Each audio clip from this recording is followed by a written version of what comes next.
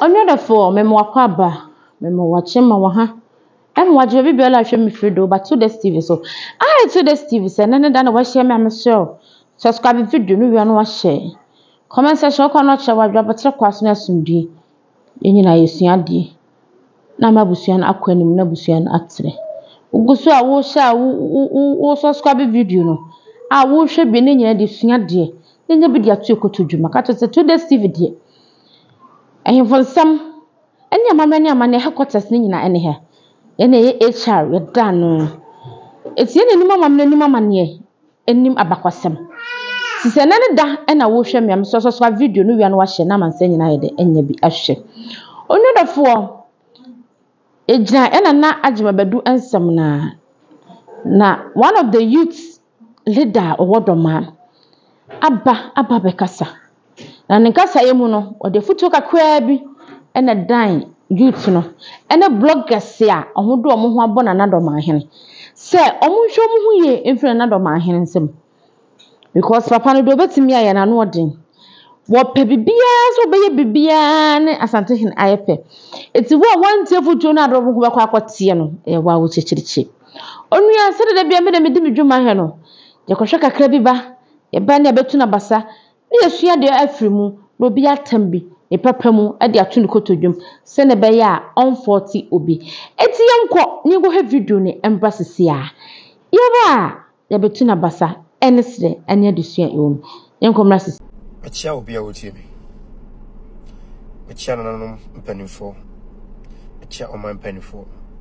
achia maame mo papa mo asofo mpanimfo obi a obetie me video bibia mesra rade enhunu mu ene ne ntiase ema na doma hene asemwe akoso me platform so me nka bida kakra mutie me no muntie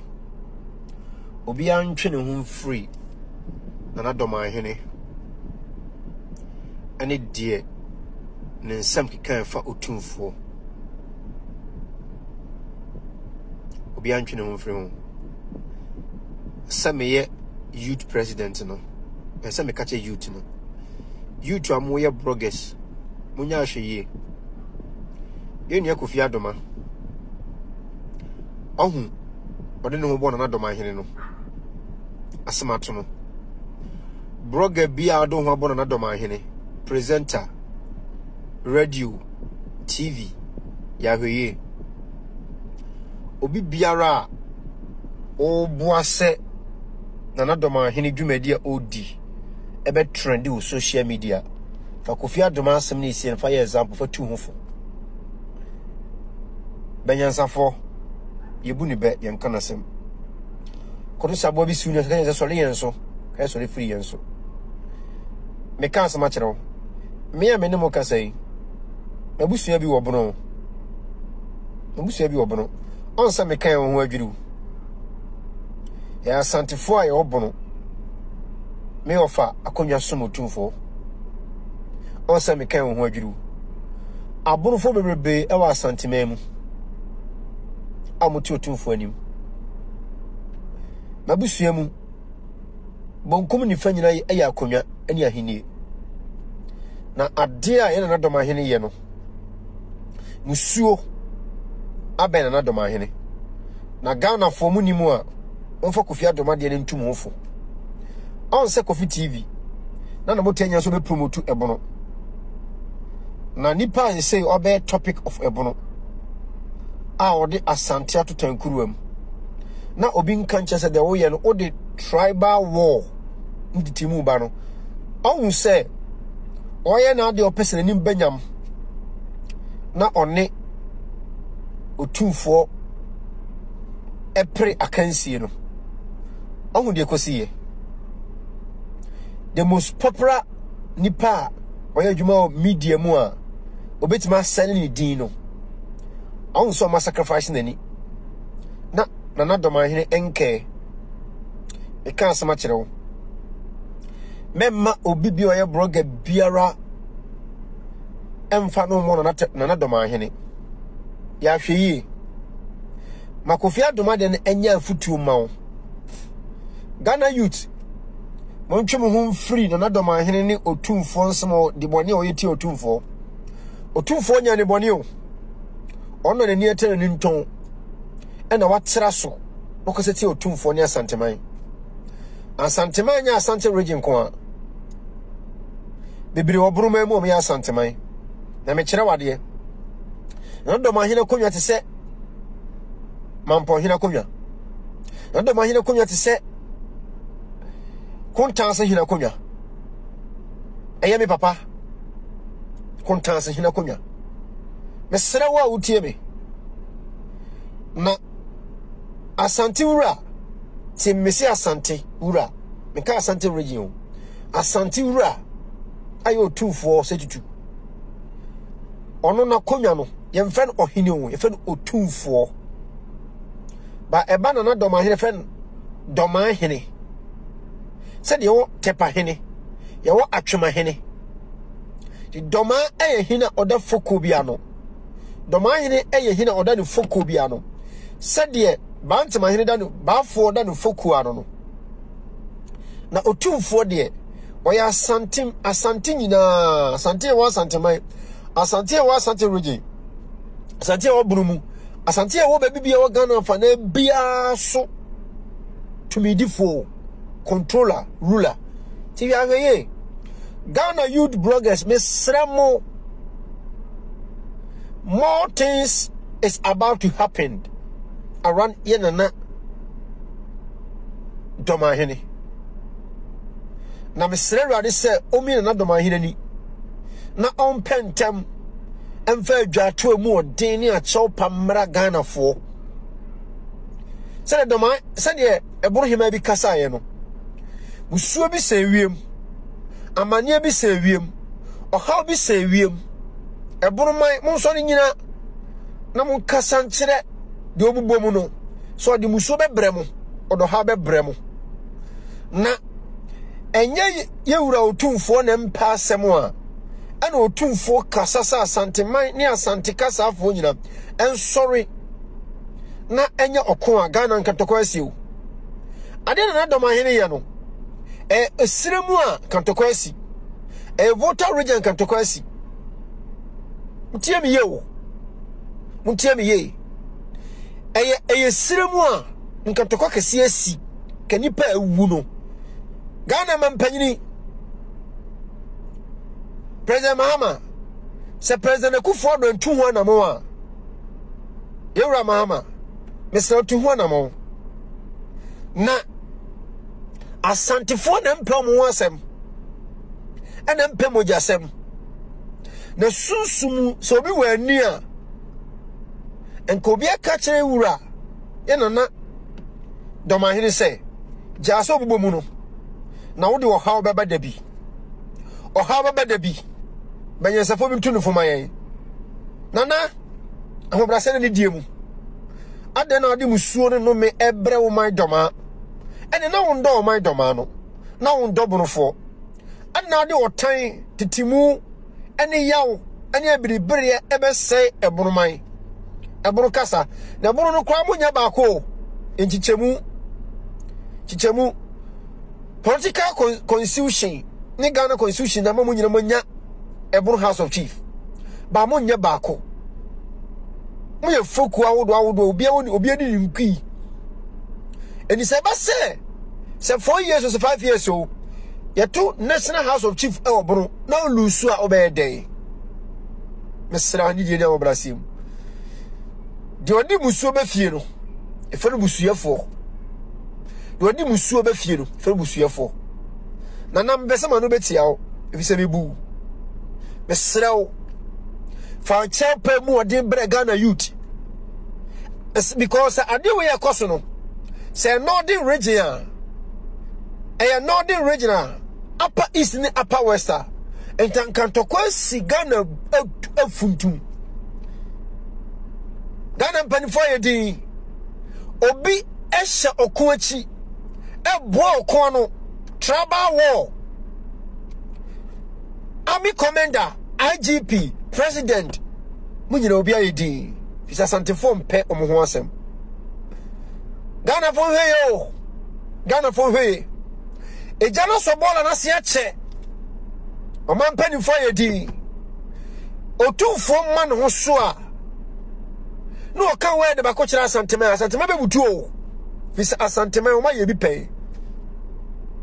o ma ko ku be pay na enne asante penka bomu sante pa asumdue asante pe odo sante pe dodo na odo ho nso but mommy anya hweye the Kofi Adomano more are about to happen. All bloggers montwe mo fi na doma hene ho mo person broadcasting in some no man trend no monhweye na musuo esa wiem meda obi ase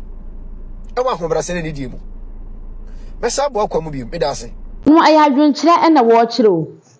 but obi e no asatufu e wo ho because yana na jima bedu chese na nya se krodom so pese woni asante hene eyepe wa na de so wotu ne ho asi wo se dia asante beye bia yana na asante hene beka wode na no be obeba besia no kwa obeye bia mana kyeresa it is all the one body gidigidi na ehompo ehimfo sam bebre na wotu wasa wo ku kasetia ediatam ahye wo hye wo chiputupa se ye nia eni kwasa wo ye kokase ya ade no me bebrew me ne kasa mu no afa bibia frim wakase ye wakase se obema oba ane maame anyem no bosome nkron awo no fefefefe atete no eri nimbie ahyedetrim watie fie kasa watie mpanimfo foto payini picture ebone dem ebone fie enti wanim baby anyansa ya dey ehye nyansa hyedetrim ma wakasa bebre watufu bebre na debre adame me kase sansem we na ye keka ke ida bia ntokwa hunu na papa ibe ka asem ma babia no kreda na de beto ne fanto na ye maame ne mpanimfo mutu ho fu drum ni omuni na mummakwa ne ye pe no be jano me diatem no me dia sante henatem omuka na omuka setia enkunya no mudinatem baika hu se wonana no wontimene no anya pe won so statistics nyeni tipe no na brempofo kwa nyeni tipe no na wudi ase wotrimu sa but umana najime bedu se wati but in the year 2025 na ya ekono one bloggers na do ma hira hyebachi a wo pia munni na asante hina ta mun kasantia na ohini mu wetin betensin pia so timika se yewura asimesi wabo wedi mama ba hwan ba hwan omo nsam na moka na sinyansa nyansa wom nesa nkra na tendidi na wo mu didie no nyansa wom ma no nipa wedi no ba yamaye wode ntokwane entitimu na eba youth no entamo eni yenua be ma na atufu kakra bia kyerɛ no yemfa bi nyemfa mo yasenem na moye nyina because I have been to aduane mu obi ni obi nhwe obi nso ano panko nkwaje aduane eye wa modembo ana da bia ka say aban beba aban beko aban be na beba diska ba be show botuma no pa wuti fie wunya adwuma sana ewiase no eko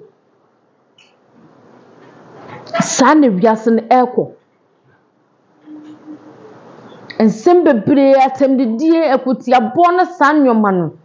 wono de wono na hu ya wo ye youth hunu na moye nyina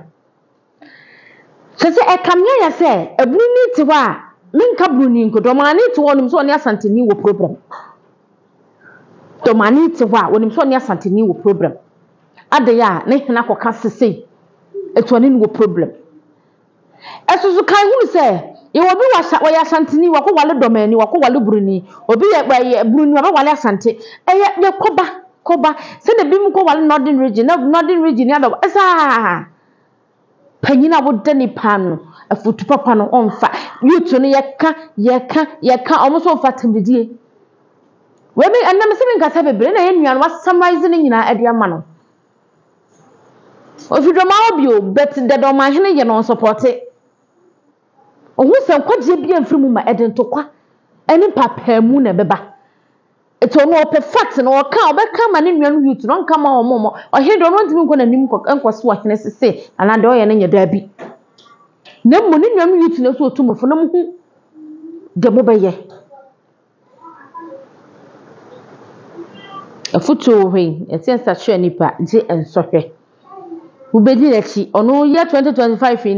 na nsam na ehuru ni se yanim guase sigajo ko figu na nim assistant kasa tan asante hene ebo wakura na obeka bi do beye bi obeka ti se wufu fansua de siga mi adam ma botime kwa kodu abrochire obeye adwumaden abehwe omo maka o ma me nuanom na abeta won de aye se de atam de a esowola